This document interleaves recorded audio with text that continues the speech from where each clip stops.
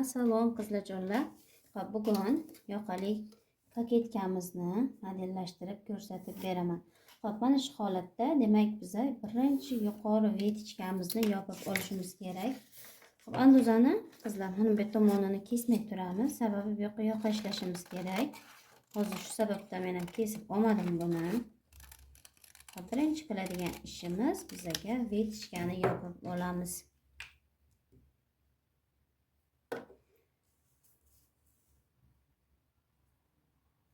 Vetichkamizni yopib oldik. Endi koketkamizni kiritamiz qizlar. Xo'p, koketka necha santimetr xohlaydi klientimiz. Demak, buni albatta klientimizni xohishiga qarab kiritamiz qizlar. Hozir men taxminiy 20 santimetr qilib kiritdim va bu yerga koketkamizni chizib olamiz.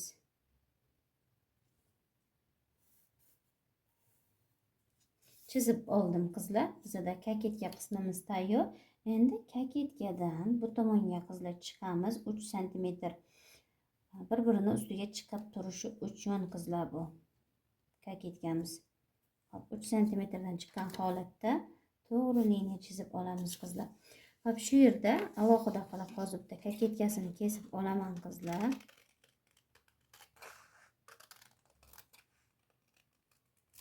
Mana bizga koketkamiz alohida oldik. Etak qismimizni endi bu tomonini kesib olib tashlasak bo'ladi. Etak qismimiz ham tayyor qizlar. Endi koketkamizga yoqa chizamiz. Xo'p, bu uchun demak birinchi yelkamizni tekis liniya chizib olamiz va shu yelkamizdan qizlar 1 santimetr chiqqan holatda 1 santimetr kirgan holatda ikkita tochka qo'yib olamiz. Bizda qizlar mana bu liniyadan bu yoqqa qo'shgan haqimizni teng o'rtasi qizlar oldi o'yindimizni sentri hisoblanadi. Demak, buni teng o'rtasini belgilagan holatda yelkamizdan mana chiqqan 1 santimetrimizga qo'yamiz birni va pastga. Demak, mana shuni o'rtasiga oldi o'yindimizni olib kelamiz. Bizda xohlaymiz, demak 17 santimetr. Demak, 17 mana shu o'rtaga kelguncha olib kelaman qizlar mana. Endi shu yerdan to'g'ri liniya chizib tutashtirib olaman.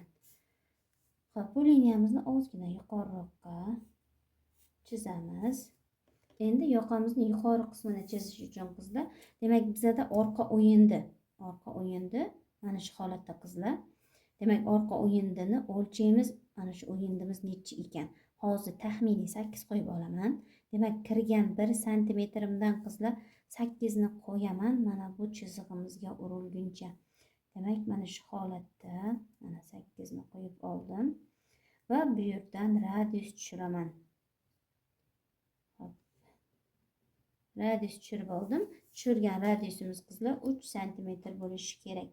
3 santimetr belgilayman va bundan qizlar pastga demak kirgan 1 santimetrimizga ozgina avvalsimoqroq qilib tutashtirib olamiz. Tutashtirib oldik.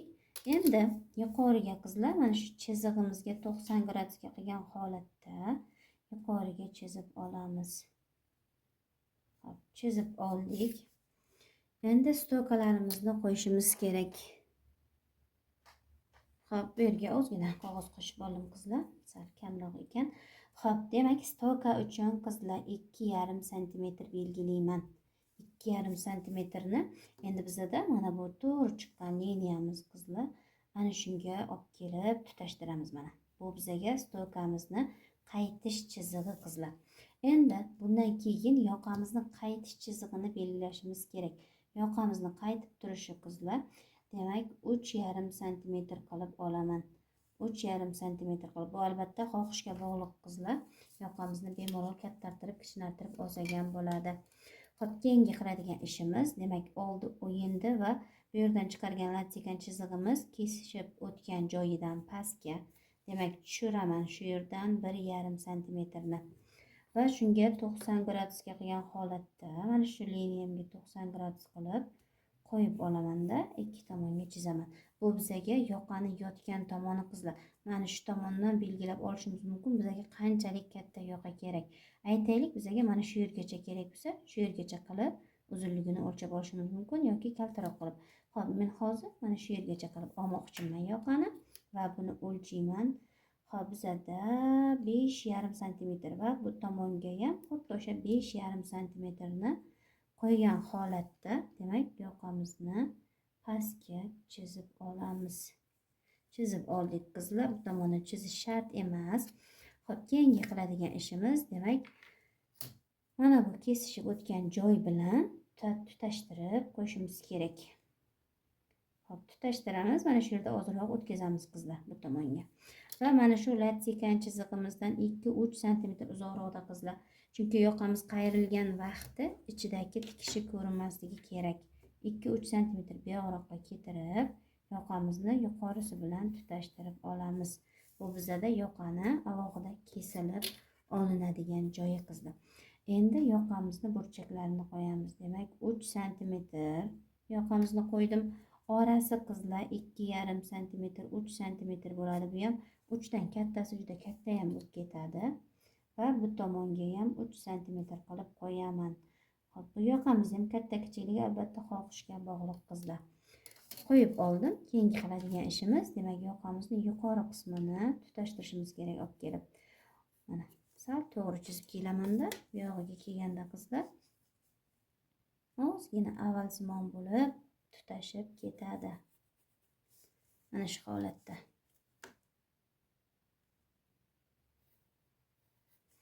Hop, bizani yoqamiz tayyor qizlar. Endi bu yoqamiz alohida ajralib turishi uchun qizlar tagiga boshqa rangdan yopishtirib olaman.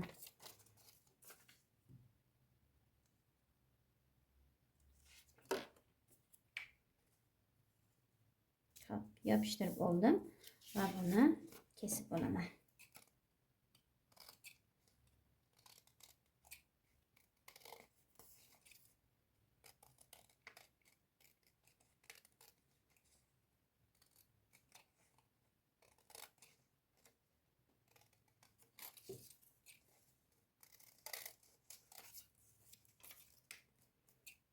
Bu yerda yoqamizni burchagini chiqarib oldik.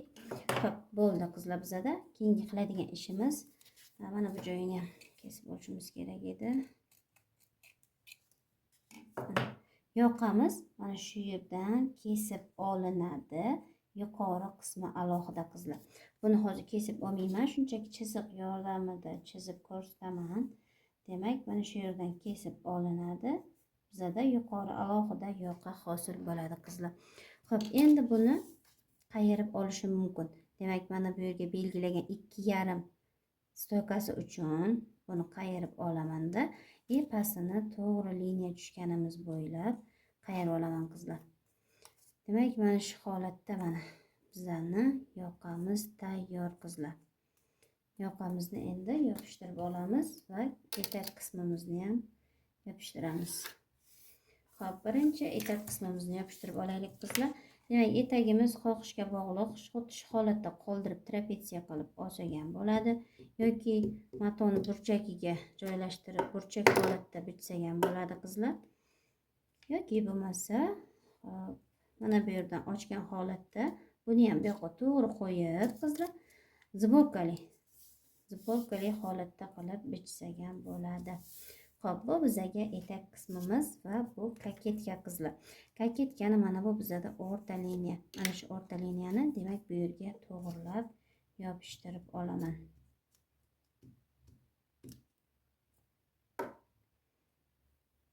Xo'p, mana shu yerga to'g'rilab yopishtiradigan bo'lsam, mana qizlar, mana shu chizig'imizga to'g'ri bo'lib yopishdi. Endi men o'lchab ko'rishim mumkin. Oldi o'yindim necha bo'ldi qizlar. Mana shu yerda bizani yelkamiz bo'ladigan bo'lsa, shu yerdan bir qarab o'lchaymiz. Biz 17 santimetr olgan edik. Bu bizaga mana 16,5 santimetr bo'lib kelyapti qizlar. Yarim santimetrlar siljiydi yoqamiz qaytgandan keyin. 16,5 santimetr bo'lib yoqamiz hosil bo'ldi qizlar. Xo'p, bizada yoqamiz tayyor. Xuddi shu usulda qilib oladigan bo'lsangizlar qizlar, juda ham chiroyli chiqadi. Bizada bo'yin o'yindi necha bo'ladi degan savol ham tug'iladi qizlar. Demak, bo'yin o'yindini necha olamiz? Bizada mana bu andoza bo'ladigan bo'lsa, hop, bu bizada andoza qizlar. Buni to'g'ri liniya chizib olaman yuqoriga va bu tomonga ham chizib olamanda.